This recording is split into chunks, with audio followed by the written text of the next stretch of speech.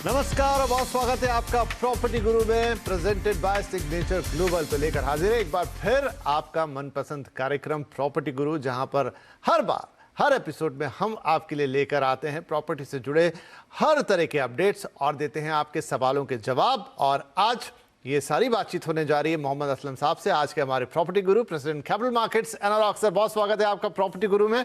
तो सबसे पहले तो हमेशा की तरह एक मार्केट अपडेट आपसे लेंगे। कैसा है बाजार अभी, और अब हम बिल्कुल फेस्टिव सीजन के मुहाने पे खड़े हैं। देखिए, बिल्कुल सही बोला आपने कि फेस्टिव सीजन के मुहाने पे खड़े हैं। और जो जैसे मैंने पिछली बार आपके जब शो पे आया था तो मैंने कहा था कि एक जून का मंथ हमें देखना पड़ेगा उसके रिजल्ट्स कैसे हैं।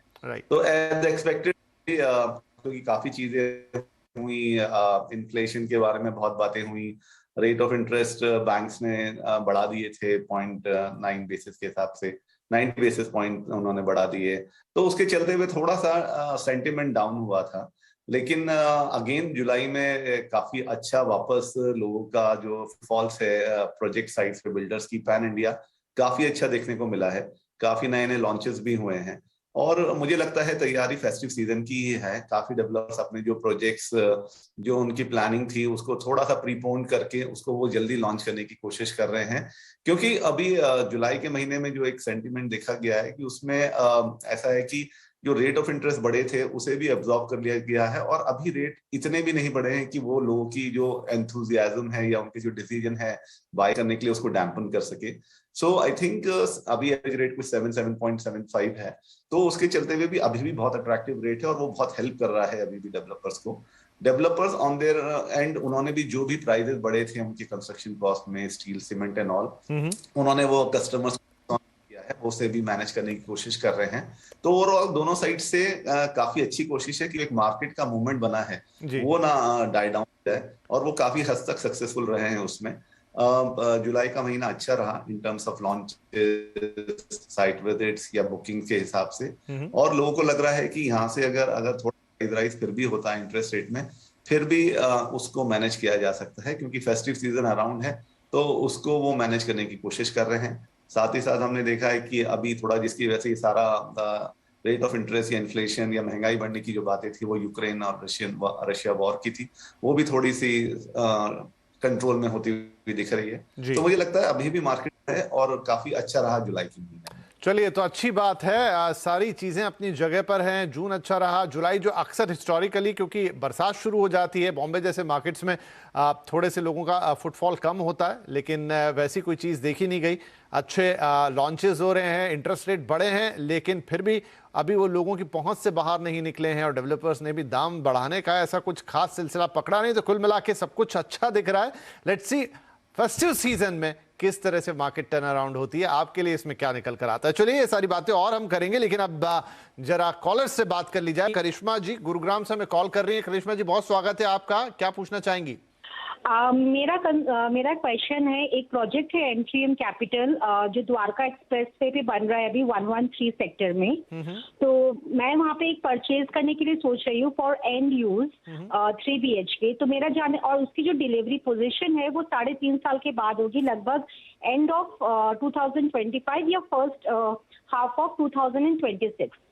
So looking at the real estate का जो मार्केट है करेंटली, तो मुझे एक ये डर है कि कहीं मैं जो पैसे इन्वेस्ट कर दूं तो बाद में ये पैसे जो मेरे हैं कहीं इधर उधर ना हो जाए कि पोजीशन ना मिले, या फिर मुझे मतलब ना इसका प्राइस जो है वो और डाउन हो जाए। तो मैं जानना चाह रही हूँ कि अभी 113 सेक्टर का क्या हिसाब किताब है, कि कैसे भविष्य है, कैसे इसका फ्यूचर है इसका। जी गौड़िया क्वेश्चन करिश्मा जी के, एक तो द्वारका एक्सप्रेस वे उस पे 113 और फिर M3M कैपिटल, दोनों सवाल आपके हम समझे और इसका एक कलेक्टिव जवाब देने की कोशिश करते हैं। तो असलम साहब, द्वारका एक्सप्रेस वे जितना आइडिया है कि अब तो फिर से थोड़ा चल पड़ा है, लेकिन पर्टिकुलर सेक्टर ये 113 जिसकी बात कर रही है उसका क्या, और दूसरा M3M कैपिटल, इनका इन्वेस्टमेंट तो वक्त पे डिलीवरी और तमाम चीजें, क्या राय रहेगी इनके लिए?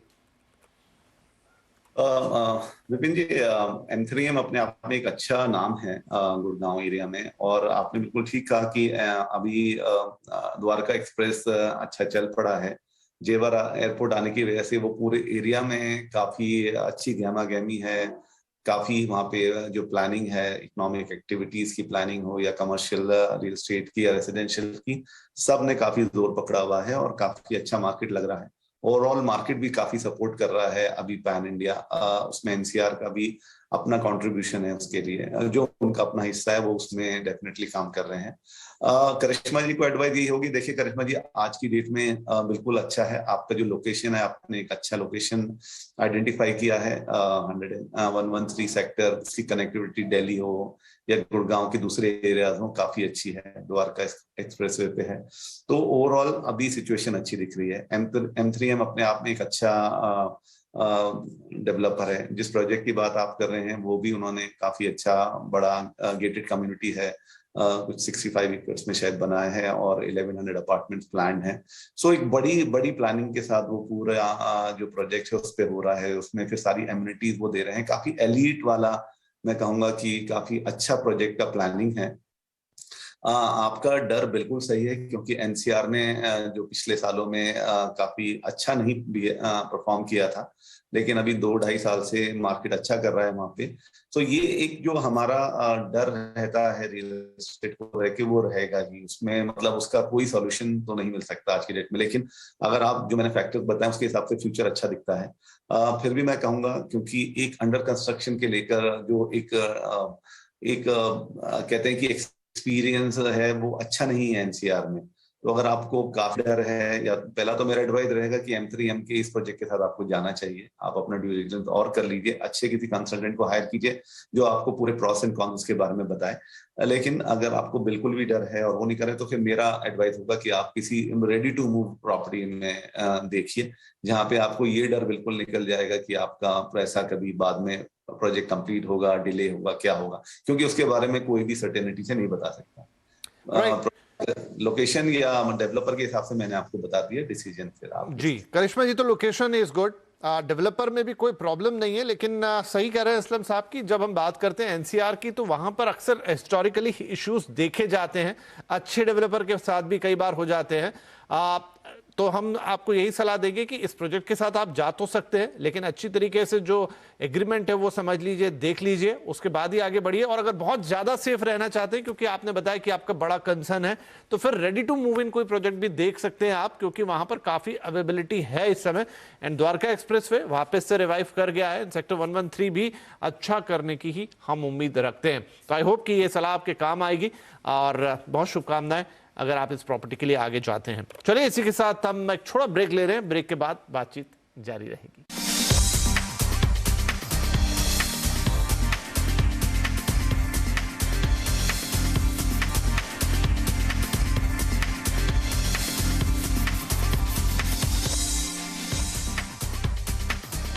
वेलकम बैक, आप देख रहे हैं प्रॉपर्टी गुरु और हम दे रहे हैं आपके सवालों के जवाब। मोहम्मद हसन साहब हमारे साथ बने हुए हैं, आज हमारे प्रॉपर्टी गुरु हैं। तो चलिए अब फटाफट आगे बढ़े। पल्लव कुमार है अब हमारे साथ फोन लाइन पर पटना से। पल्लव जी, बहुत स्वागत है आपका, क्या पूछेंगे आप? जी नमस्ते सर। नमस्ते हसन सर, धन्यवाद आपका मुझे इनवाइट करने के लिए सर। बताइए। तो सर मेरा क्वेरी ये है कि सर मैंने एक फ्लैट लिया है NH24 गाजियाबाद में, स्कार्डी ग्रीन फेज 2 में। उसकी जो बेस प्राइस मुझे पड़ रही है 60.5 एक्सक्लूडिंग GST एंड रजिस्ट्रेशन। उसको लेके वो 69 लाख चली जाती, 9th फ्लोर पे है सर। तो सर ये प्रॉपर्टी मुझे लेना कैसा है, मतलब सही है, गलत है, या इन फ्यूचर कैसा रेट एप्रिसिएशन? एक बार फिर से आप मुझे बताएंगे डेवलपर का नाम? स्कार्डी ग्रीन फेज 2। स्कार्डी ग्रीन फेज 2। हाँ, थोड़ा सा आपने अपने भेजे हुए सवाल से अलग आगे बढ़ के सवाल पूछा है, पर देखते हैं असलम साहब के पास इसके बारे में कोई जानकारी है क्या, ये कैसा रहेगा। असलम सर, कोई कमेंट इस प्रोजेक्ट पर? हाँ सर, देखिए ये NH24 की बात कर रहे हैं, स्कार्डी ग्रीन का पहला फेज एकदम अच्छी तरह डिलीवर हो गया है, कंप्लीट हो गया है, लोग आ गए हैं, पोजीशन दे दिया है। और सेकंड फेज के बारे में भी मेरा व्यू नेगेटिव तो नहीं है, क्योंकि NH24 पे मैं ज्यादा पॉजिटिव हूँ एक्चुअली, क्योंकि NH24 की अभी जिस तरह से वो उसका जो ब्रॉडन हुआ है और जो उसकी कनेक्टिविटी दिल्ली, मेरठ, गाजियाबाद के दूसरे इलाकों से है, वो काफी अच्छी है। और उस पूरे रोड पे काफी जो इकोनॉमिक एक्टिविटीज हैं वो काफी अच्छी रहेंगी। सो आई थिंक इनके सवाल के दो हिस्से हैं, जहां वो पहली बार पूछ रहे हैं कि वो प्रोजेक्ट कैसा रहेगा। तो उसके लिए मेरा जवाब ये है कि पहला फेज हो चुका है, दूसरा फेज में आप देख रहे हैं, तो मुझे लगता है आपके सामने की एक एग्जाम्पल है, उसके बेसिस पे आप अपना डिसीजन ले सकते हैं। हम लोग उसमें एडवाइस डेवलपर्स के जो करंट स्टेटस है उसी हिसाब से दे सकते हैं। बाकी मैं हर बार बोल रहा हूँ, दोबारा रिपीटेशन हो रहा है, लेकिन आपको बोलूंगा कि एक अच्छे कंसल्टेंट को लेके आप अपना ड्यू डिलिजेंस करके डिसीजन ले उस पर। बाकी ओवरऑल एरिया के लिए मैं पॉजिटिव हूँ, क्योंकि ओवरऑल एरिया काफी फ्यूचर में उसके प्रोस्पेक्ट काफी स्ट्रांग लगते हैं, क्योंकि ये पूरा एरिया जो मेरठ, गाजियाबाद, दिल्ली, ये पूरा जो कॉरिडोर है, इस पे काफी एक्टिविटीज प्लान्ड है, और जो इंफ्रास्ट्रक्चर उस पे आ रहा है उसके चलते भी पूरे एरिया में फ्यूचर काफी अच्छा है। तो आपकी जो एप्रिसिएशन के एप्रीहेंशन हैं या रेंटल इनकम के एप्रिसिएशन है, वो उसके लिए आप श्योर रहिए, वो आपको अच्छी मिलेंगी इसमें। राइट, तो पल्लव जी यहाँ तो सारे बॉक्सेस में ग्रीन टिक है, तो मैं दोबारा उनको नहीं बोलूँ, असलम जी ने डिटेल में आपको समझा दिया है, आप आगे बढ़ सकते हैं। इनफैक्ट आपने ले लिया है तो सभी चीजें उसके लिए अच्छी हैं, और आपको बहुत शुभकामनाएं आगे के लिए। आओ हम फटाफट अगला सवाल ले लेते हैं। सौरभ शर्मा साहब का है, फोन लाइन पर है। सौरभ जी, क्या सवाल होगा आपका? सौरभ, आप सुन पा रहे हैं हमें? राइट, फिलहाल शायद सौरभ लाइन पर नहीं है। चलिए उनका सवाल देख लेते हैं। तो गोदरेज नेस्ट का एक प्रोजेक्ट इन्होंने देखा है सेक्टर 150 नोएडा में, 1550 स्क्वायर फीट, 1,15,15,00,000 रुपए का। तो अब ये पूछना चाहते हैं कि प्रोजेक्ट का भविष्य क्या होगा। सेक्टर 79 में रजिस्ट्री में दिक्कत के कारण सेक्टर 150 में पोजीशन मिलने में दिक्कत तो नहीं आएगी? क्या मैं आगे बढ़ सकता हूं? इसके अलावा दिल्ली, नोएडा, गुड़गांव, गाजियाबाद, इंदिरापुरम क्षेत्र के लिए और भी कोई सुझाव हो तो बताएं। तो सर, ये वही टिपिकल एक एनसीआर वाला क्वेश्चन है जहां पर ग्राहक के मन में काफी कंसर्न रहते हैं, थोड़ा भयभीत रहता है अंदर से। क्या सलाह होगी इनके लिए?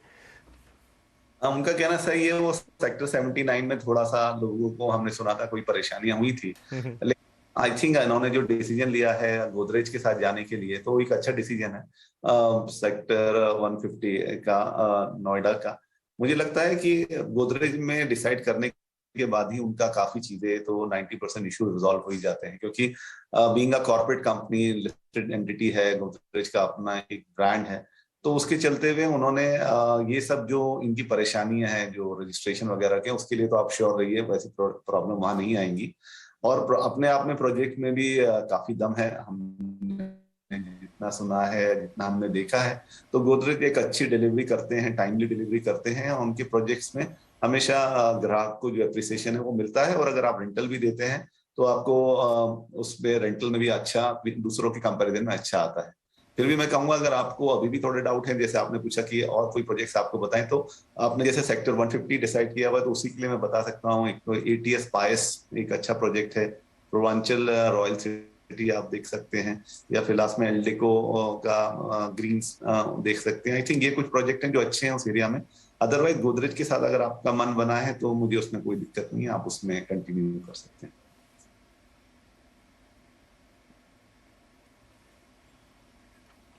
राइट, तो यहाँ पर सौरभ साहब, आपकी शंका का निवारण मुझे लगता है कर दिया असलम साहब ने। कुछ कंसर्न रहते हैं हाँ, लेकिन फिर भी अब ऐसा नहीं कि प्रॉपर्टी का काम बंद हो जाएगा, लेकिन किन चीज़ों का ध्यान रखना है, कैसे देखना है, और क्या अन्य विकल्प हो सकते हैं, वो सब उन्होंने आपको डिटेल में बता दिए। तो असलम जी, बहुत बहुत शुक्रिया, वक्त निकाला आपने आज कार्यक्रम के लिए और हमारे दर्शकों के सवालों के जवाब दिए, ढेर सारी बातें हमसे रियल एस्टेट पर की, और आज के इस कार्यक्रम में आप शामिल हुए, तो बहुत शुक्रिया एक बार फिर से।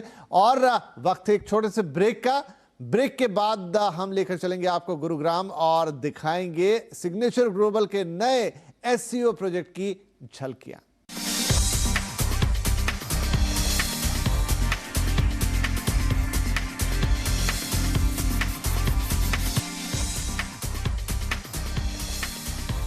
वेलकम बैक, आप देख रहे हैं प्रॉपर्टी गुरु, और अब वक्त है कि हम आपको लेकर चले दिल्ली NCR के गुरुग्राम में, और सेक्टर 37D में इस वक्त कुछ हैपनिंग हो रहा है। जी हाँ, leading real estate company signature global ने अपने नए प्रोजेक्ट SEO को लॉन्च किया है। तो लॉन्च की कुछ झलक देखते हैं और देखते हैं, एक नजर डालते हैं कि कैसा बन के आएगा सिग्नेचर ग्लोबल का ये प्रोजेक्ट।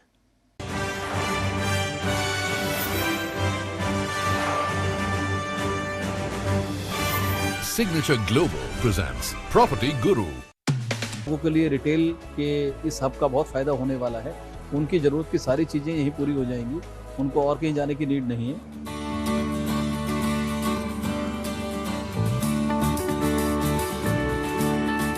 जैसे आपको पता है, सिग्नेचर ग्लोबल एक affordable and mid income housing focused company है, और हमने आज इसके अंदर एक नया सेगमेंट ऐड किया है, जिसके अंदर सिग्नेचर ग्लोबल SCO का एक सेगमेंट है, शॉप कम ऑफिस कॉम्प्लेक्स का सेगमेंट है, वो हमने ऐड किया है। इससे पहले सोना सेक्टर 36 में भी हम SCO लेके आए हैं, उसका भी रिस्पॉन्स बहुत ही ज़बरदस्त मिला है और वो ऑलमोस्ट प्रोजेक्ट आज सोल्ड आउट है। हमने उसी सीरीज़ के अंदर signature global sector 37D SCO हम लेके आए हैं। मुझे ये लगता है ये बहुत ही बढ़िया प्रोजेक्ट है, जिसके अंदर 65 स्क्वायर यार्ड से लेकर 86 स्क्वायर यार्ड तक के प्लॉट्स हैं, शॉप कम ऑफिस कॉम्प्लेक्स है।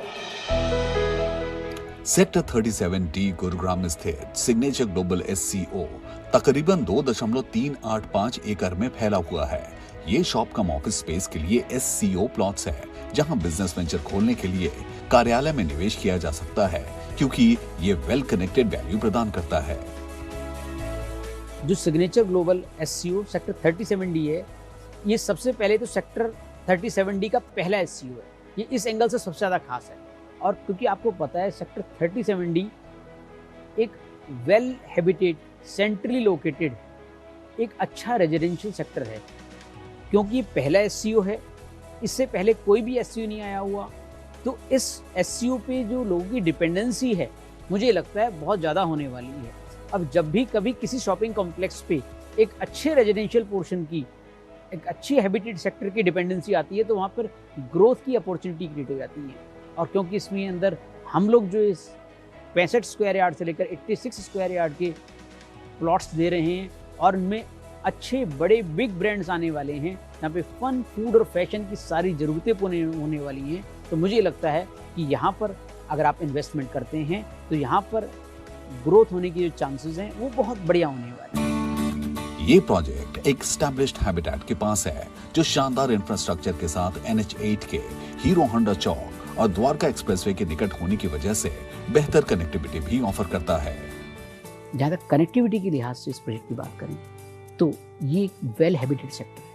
37D बहुत अच्छे से well located, centrally located project है। एक तरफ द्वारका एक्सप्रेसवे जो 8 लेन एक्सप्रेसवे है, वहाँ से इसकी कनेक्टिविटी है। दूसरी तरफ हीरो होंडा चौक NH8, वो भी एक 8 लेन एक्सप्रेसवे है, उससे भी इसकी ही सीमलेस कनेक्टिविटी है। बेहतर कनेक्टिविटी के साथ साथ यहाँ 84 मीटर चौड़ी और शानदार सड़क है।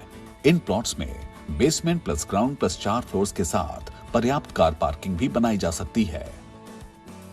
अब SCO होता क्या है, ये एक इम्पॉर्टेंट बात है, समझने की जरूरत है। शॉप कम ऑफिस कॉम्प्लेक्स मींस इसके अंदर जहाँ तक कंस्ट्रक्शन के लिहाज से बात करें, इसके अंदर हम जो प्लॉट्स दे रहे हैं उसके अंदर आप बेसमेंट, ग्राउंड प्लस 4 स्टोरी तक के आपके शोरूम प्लस ऑफिसेज बना सकते हैं।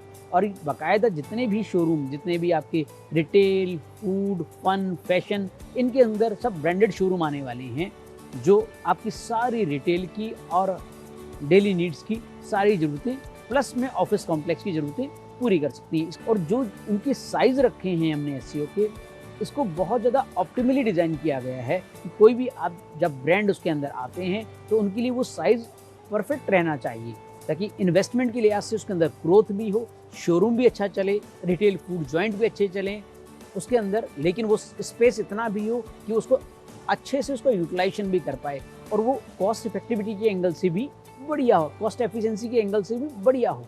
तो हमने इसका जो साइज़ रखे हैं बहुत ज़्यादा वेल एफिशिएंट मैनर में रखे हैं। आइए, ग्रोथ की यहाँ अपॉर्चुनिटी है, और सेक्टर 37D वैसे भी रेजिडेंशियल के लिहाज से वेल हैबिटेटेड है, तो क्योंकि ये SCO पहला है SCO है इस सेक्टर 37D का, तो यहाँ पर इसकी डिपेंडेंसी रहने वाली है, तो इससे आपकी जो ग्रोथ की अपॉर्चुनिटी है, फाइनेंशियल ग्रोथ की अपॉर्चुनिटी है, इन्वेस्टमेंट ग्रोथ की अपॉर्चुनिटी है, वो ज़्यादा रहने वाली है। मुझे लगता है आइए, राइट प्लेस है, राइट प्रोडक्ट है।